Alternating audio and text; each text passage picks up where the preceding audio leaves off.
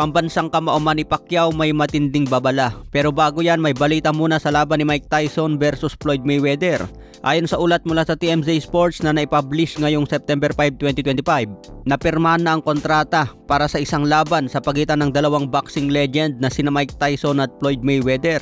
Ang laban na ito ay isang exhibition match dahil sa pagkakaiba ng timbang at edad ng dalawang legend. Si Mike Tyson na kilala bilang Iron Mike ay isang dating undisputed heavyweight champion na may record na 50 wins, 44 knockout, may 7 talo. Siya ay 58 taong gulang at nagretiro noong 2005.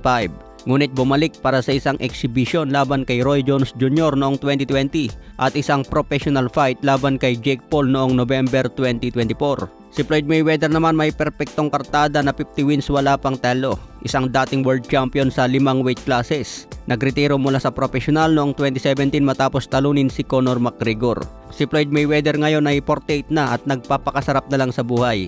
Pero aktibo naman siya sa mga exhibition fight. Sinabi ni Mike Tyson ang laban na ito ay isang bagay na hindi inakala ng mundo. Sinabi naman ni Floyd Mayweather, ako ang pinakamahusay sa negosyo ng boxing at ang kartada daw niya ay hindi na matitibag kahit sinuman. Si Tyson ay nagbigay ng mga payag noon na kaya niyang talunin si Floyd Mayweather sa isang street fight. Ngunit inamin din niya na kung pareho sila ng timbang sa loob ng ring, maaring si Mayweather ang manalo dahil sa kanyang superior technical skills. Matapos i-announce ang laban na ito ay nagdulot ng iba't ibang opinyon mula sa mga tagahanga at eksperto.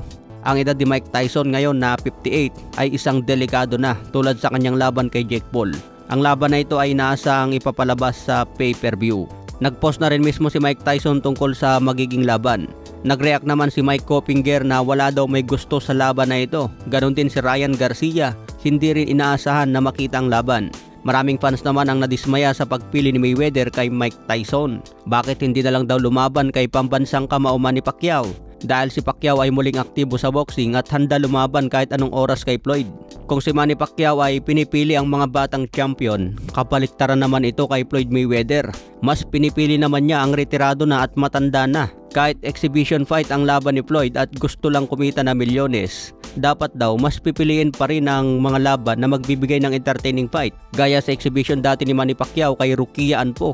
Kaya binabatikos na naman si Mayweather ngayon dahil sa biglang paglaban kay Mike Tyson. Sigurado mga tol, katulad lang ito kay Jake Paul. Parang mag-sparring lang ang dalawa hanggang matapos. Hindi rin siguro magtodo si Mayweather dito dahil alam niya na senior na ang kalaban. Pero abangan pa rin natin to, syempre malay natin warm up lang ito ni Floyd para lumaban na kay Pacquiao. Sa iba pang balita, may babala si Manny Pacquiao sa mga gumagamit ng pangalan niya, lalo na sa mga scammers. Ito ang pahayag ni Pacman mga tol. Babala sa lahat, huwag kayong magpaloko sa mga faking oportunidad na ginagamit ang aking pangalan at larawan. Wala po akong ini-endorso o pinapahintulutan na ganito. Sa mga patuloy na gumagamit ng aking imahe na walang pahintulot, tigilan nyo na yan. Kilala na namin kayo at makipagtulungan kami sa PNP Cybercrime at NBI para managot kayo sa batas.